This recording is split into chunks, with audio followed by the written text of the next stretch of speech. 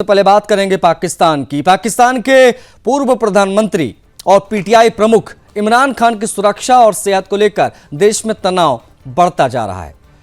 इमरान खान की बहन नौरीन नियाजी ने एक इंटरव्यू में पाकिस्तान की आर्मी चीफ यानी जनरल असीम मुनीर और प्रधानमंत्री शहबाज शरीफ को सीधी चेतावनी दी है और सीधी चेतावनी देते हुए कहा है कि अगर इमरान को कुछ हुआ तो कोई नहीं बचेगा। नौरीन ने दावा किया है कि हमने 4-5 हफ्तों से इमरान की आवाज़ नहीं सुनी, ना ही उनसे मुलाकात हम कर पाए हैं। जेल प्रशासन हमें इमरान की हालत के बारे में कोई जानकारी नहीं दे रहा है। पहले भी उनकी जान लेने की कई कोशिशें हो चुकी हैं, इसीलिए परिवार बेहद चिंतित है। नौरीन ने आगे कहा कि पाकिस्तान की मौजूदा सरकार और सेना शक्ति के नशे में चूर है और उनके भाई को नुकसान पहुंचाने की साजिश रची जा रही है। उन्होंने कहा कि असीम मुनीर का शासन हिटलर के शासन से भी बदतर है। सरकार जनता पर जुल्म कर रही है और इमरान को कई दिनों तक अवैध तरीके से आइसोलेशन में रखा जा रहा है। नौरीन के अनुसार पाकिस्तान जेल मैनुअल के मुताबिक किसी कैदी को 4 दिन से ज्यादा आइसोलेट नहीं रख सकता आइसोलेशन में, लेकिन इमरान को हफ्तों तक दुनिया से काट कर रखा जाता है। इमरान खान की मौत से जुड़ी अफवाहें पिछले कई दिनों से सोशल मीडिया पर तेजी से फैल रही हैं। उनकी बहनें 3 हफ्तों से अडियाला जेल पहुंचकर मुलाकात की कोशिशों में लगी हुई हैं। उनके ऊपर लाठियां चलाई जा रही हैं, लेकिन जेल प्रशासन अनुमति देने को तैयार नहीं है। गुरुवार को इमरान के बेटे कासिम खान ने भी एक्स हैंडल पर लिखा, अपने पिता के जिंदा होने के सबूत मांगे। कासिम ने लिखा था, इमरान खान को 845 दिन पहले गिरफ्तार किया गया था और पिछले 6 हफ्तों से उन्हें एक डेथ सेल में रखा गया है। उनका आरोप है कि सरकार जानबूझकर इमरान की असली स्थिति छिपा रही है। इस बीच इमरान खान की पार्टी यानी पाकिस्तान तहरीक-ए-इंसाफ पीटीआई ने भी सरकार से उनके स्वास्थ्य और सुरक्षा को लेकर आधिकारिक स्पष्टीकरण मांगा है।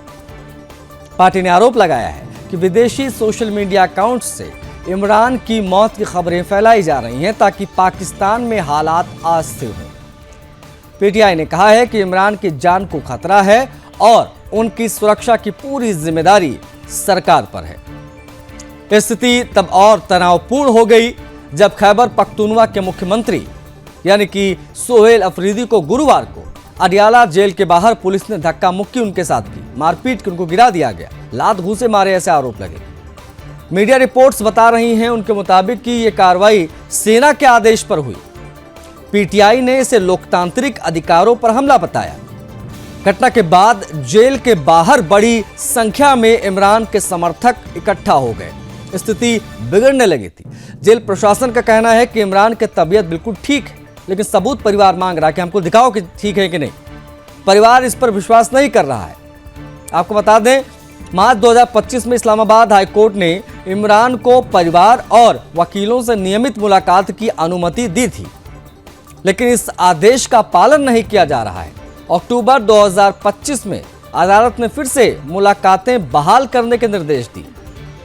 बावजूद इसके उनकी बहनों की अब तक उसके बाद मुलाकात नहीं हो पाई। अक्टूबर से इमरान खान अगस्त 2023 से रावलपिंडी की अडियाला जेल में बंद हैं। उन पर 100 से ज्यादा केस चल रहे हैं। 14 साल की उनको सजा सुनाई गई है, जिसमें तोशखाना केस, सरकारी सीक्रेट लीक करने जैसे आरोप लगे हैं। इसके अलावा अल-कादिर ट्रस्ट केस में भी इमरान, उनकी पत्नी बुशरा बीबी और अरबपति मलिक रियाज पर गंभीर आरोप लगे हैं। अब पाकिस्तान सरकार का आरोप है कि इमरान के शासनकाल में अरबों रुपए की जमीन मलिक रियाज को लाभ पहुंचाने के लिए सस्ते औने पौने दामों में दे दी गई और ब्रिटेन से लौटे 40 अरब पाकिस्तानी रुपए की असली जानकारी कैबिनेट से छिपाकर अल-कादिर यूनिवर्सिटी बनाई गई। एनएबी की एफआईआर के मुताबिक मलिक रियाज ने बुशरा बीबी को हीरे की अंगूठी गिफ्ट की और उसके बदले कई केस खत्म कराए। पाकिस्तान के होम मिनिस्टर राणा सनाउल्लाह ने इसे पाकिस्तान का सबसे बड़ा स्कैम बताया था। इस मामले में इमरान खान पर 1955 करोड़ रुपए की घूस लेने का आरोप भी दर्ज किया गया। पूरे विवाद के बीच पाकिस्तान में राजनीतिक शिकायतें सरकारी दमन के आरोप और सेना की भूमिका को लेकर माहौल बेहद तनावपूर्ण रहा। इमरान की सुरक्षा, उनकी वास्तविक स्थिति और सरकार की चुप्पी ने पूरे पाकिस्तान में गंभीर सवाल खड़े कर दिए, जिसकी चर्चा हर तरफ वहां हो रही है। सोशल मीडिया पर लगातार एक ही सवाल उठ रहा है, इमरान खान आखिर कहां है?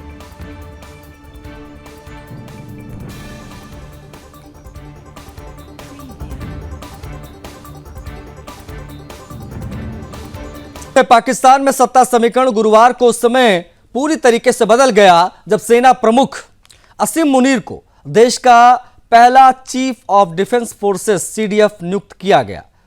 यह नियुक्ति विवादास्पद 27वें संविधान संशोधन के लागू होते ही प्रभावी हो गई, जिसके बाद मुनीर न केवल थल सेना बल्कि वायु और नौसेना तीनों सशस्त्र बलों के सर्वोच्च कमांडर बन गया, बल्कि पाकिस्तान के पूरे परमाणु हथियार कार्यक्रम का एकमात्र नियंत्रण भी अब उसी के हाथ में आ गया है।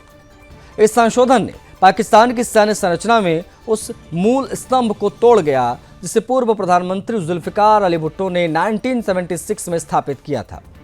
Chairman joint chiefs of staff committee यानी CJCSC ये पद अब हमेशा के लिए समाप्त कर दिया गया है। मौजूदा जनरल साहिर शमशाद मिर्जा गुरुवार को रिटायर हो गए। उनके रिटायरमेंट के ठीक साथ ही सेना प्रमुख असीम मुनीर की शक्तियां 3 गुना बढ़ गईं। नए कानून के तहत सीडीएफ का कार्यकाल 5 वर्षों तक तय किया गया है। इसका मतलब है कि मुनीर का कार्यकाल जो पहले 27 नवंबर 2027 को समाप्त होना था, अब कम से कम नवंबर 2030 तक बढ़ गया है। विशेषज्ञों का कहना है कि यह विस्तार उन्हें पाकिस्तान की राष्ट्रीय सुरक्षा, सैन्य नीति, विदेश नीति और आंतरिक राजनीतिक स्थिरता में बेजोड़ प्रभाव प्रदान करेगा। खास बात यह है कि सीडीएफ के पद पर बैठने वाले अधिकारी को राष्ट्रपति के बराबर लाइफ टाइम इम्यूनिटी दी जाती है। यह विशेषाधिकार वायुसेना और नौसेना प्रमुख को भी मिला है। पाकिस्तान के परमाणु हथियारों की निगरानी और संचालन नेशनल स्ट्रेटेजिक कमांड यानी NSC के अधीन होता है। अब इस कमान में शीर्ष पदों पर नियुक्तियां भी सीडीएफ की सलाह पर ही की जाएंगी और ये नियुक्तियां सेना से ही होंगी। इसे पाकिस्तान के परमाणु ढांचे पर मुनीर के नियंत्रण को लगभग पूर्ण बना दिया गया है। कई विशेषज्ञ इसे पाकिस्तान की सैन्य राजनीति में सबसे बड़ा संरचनात्मक परिवर्तन बता रहे हैं। नया संशोधन पाकिस्तान की लोकतांत्रिक व्यवस्था के लिए बड़ा झटका माना जा रहा है। तीनों सेनाओं पर एक साथ नियंत्रण अब राष्ट्रपति और मंत्रिमंडल से छीनकर सीधे सीडीएफ के पास दिया गया है। अब सेना के vice chief of army staff की नियुक्ति भी सीडीएफ की सिफारिश के बिना नहीं होगी, जबकि पहले यह अधिकार पूरी तरह से नागरिक सरकार के पास था। इससे सैन्य पदों पर राजनीतिक प्रभाव लगभग समाप्त हो गया। सेना प्रमुख के अधिकार ऐतिहासिक रूप से सर्वाधिक हो गए। रिटायर्ड रक्षा विश्लेषक नईम खालिद लोधी ने इस पर प्रतिक्रिया दी। कहा कि फील्ड मार्शल असीम मुनीर पाकिस्तान के सबसे शक्तिशाली शख्स बन गए हैं। राजनेताओं ने अपने छोटे मोटे राजनीतिक हितों के लिए देश के पूरे भविष्य को दांव पर लगा दिया है, इस प्रकार की टिप्पणी की गई। रक्षा विशेषज्ञों का कहना है कि मुनीर के पास अब उतनी शक्ति है जितनी 1999 में तख्ता पलट करने वाले जनरल परवेज मुशर्रफ के पास थी। फर्क सिर्फ इतना है कि इस बार सत्ता सैन्य कब्जे के जरिए नहीं बल्कि संवैधानिक संशोधन के जरिए सेना को ट्रांसफर हुई है, जो पाकिस्तान के लोकतंत्र के लिए कहीं अधिक खतरनाक मॉडल माना जा रहा है। असीम मुनीर नवंबर 2022 में पाकिस्तान के सेना प्रमुख बने थे। इससे पहले वो इंटर सर्विसेज इंटेलिजेंस यानी ISI के प्रमुख और डायरेक्टर जनरल मिलिट्री इंटेलिजेंस रह चुके थे। उन्हें पाकिस्तानी सेना के सबसे अनुशासित और सिस्टम फ्रेंडली अफसरों में गिना जाता है। इस वर्ष मई में भारत के साथ युद्ध के बाद उन्हें फील्ड मार्शल का आजीवन दर्जा दिया गया था। रक्षा विशेषज्ञों का कहना है कि यह सम्मान और अब मिला संवैधानिक दर्जा मिलाकर उन्हें पाकिस्तान के इतिहास का सबसे शक्तिशाली सैन्य कमांडर बना देते हैं। राजनीतिक विश्लेषकों का कहना है कि ये संशोधन पाकिस्तान में सत्ता संतुलन को हमेशा के लिए बदल देगा। प्रधानमंत्री अब सेना प्रमुख के आदेशों पर अधिक निर्भर होंगे। रक्षा मंत्रालय का प्रभाव कम हो जाएगा, संसद की सैन्य मामलों में भूमिका लगभग समाप्त हो जाएगी।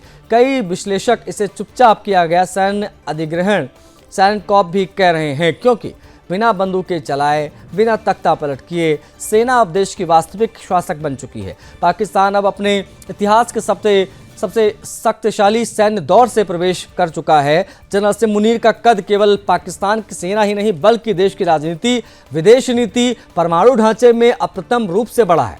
आलोचकों का कहना है कि बदलाव आने वाले वर्षों में पाकिस्तान के लोकतंत्र और नागरिक शासन को भी गंभीर रूप से प्रभावित कर सकता है और यह स्थिति देश के राजनीतिक स्थिरता और दक्षिण एशिया की सुरक्षा दोनों के लिए बेहद चुनौतीपूर्ण माना जा रहा है। असीम मुनीर पाकिस्तान सर्वशक्तिमान सैन्य कमांडर बन गया है, यह कहना मौजूदा परिदृश्य को देखते हुए बिल्कुल भी गलत नहीं होगा।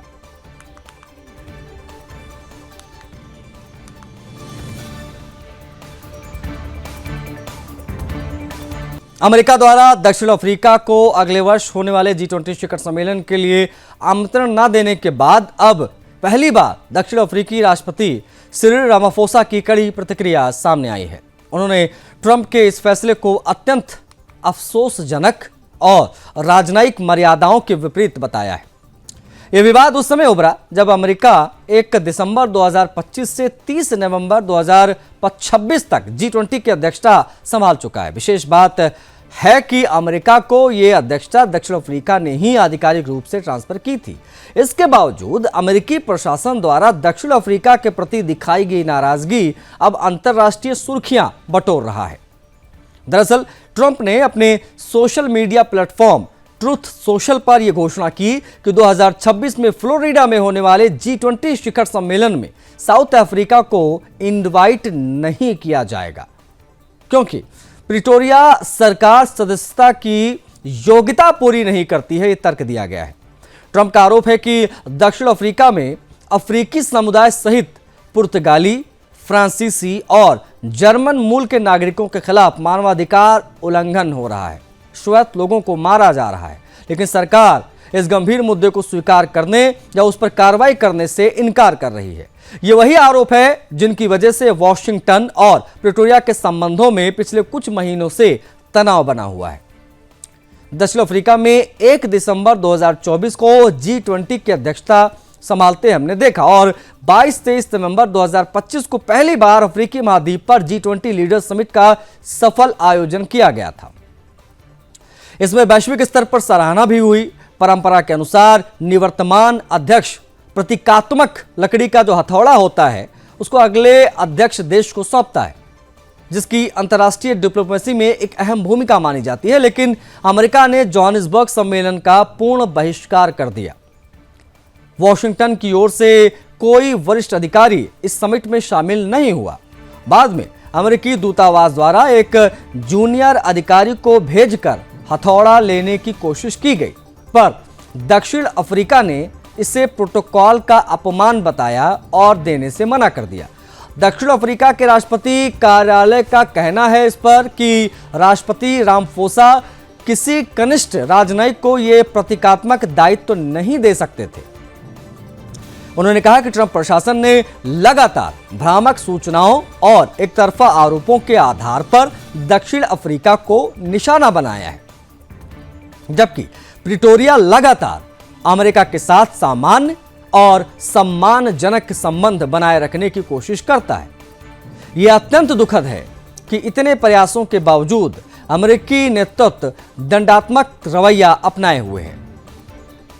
आधिकारिक बयान में कहा गया कि अंततः फ्राइडे को प्रिटोरिया स्थित अंतर्राष्ट्रीय संबंध एवं सहयोग विभाग यानी डिरको के मुख्यालय में एक औपचारिक समारोह में दस्तावेज और प्रतीकात्मक हथौड़ा अमेरिकी दूतावास के अधिकारी को सौंप दिया गया।